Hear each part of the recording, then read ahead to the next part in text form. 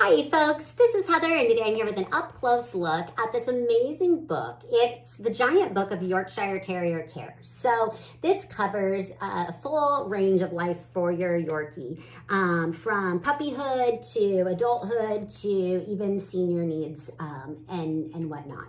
I'm going to show you the table of contents because I think it's the best way to give you an idea of how comprehensive this book is. So as you can see on the table of contents, it has, basically a history of the Yorkie. It tells you about kind of the background here. Then it gets into bringing your puppy home and puppy care. And each of these categories has subcategories. So like bringing your puppy home, what do you need to make sure that you have ahead of time? Care items that you'll need for Yorkies of all ages. So it talks about the importance of a harness and, not putting a leash on a collar so that you're protecting their throat there. Talks about potty training and housebreaking, feeding and nutrition, teething and chewing, grooming. There are several categories under grooming. If you're getting a Yorkie, you definitely need to be aware of they are high maintenance in that regard of their grooming needs. Dental care, hair and coat, exercise, training, behavioral issues that you could potentially encounter, situational issues, seasonal care, and then it goes through specific body parts and some of the common problems that you may encounter and how to be proactive in preventing those and make sure you're appropriately taking care of it. So, for example, they have ears, eyes, nose, anal glands, paws, tails. They go on to talk about the stomach health in general, things such as allergies, arthritis, collapsed trachea, fleas, pancreatitis. There are definitely some health issues that are more common in Yorkies than other pups, and so you'll definitely want to be aware of those because there's a lot that I found that I can do to prevent those things from becoming an issue, basically mostly in relation to lifestyle and diet. So definitely a powerful tool if you want to make sure your little Yorkie lives a long life.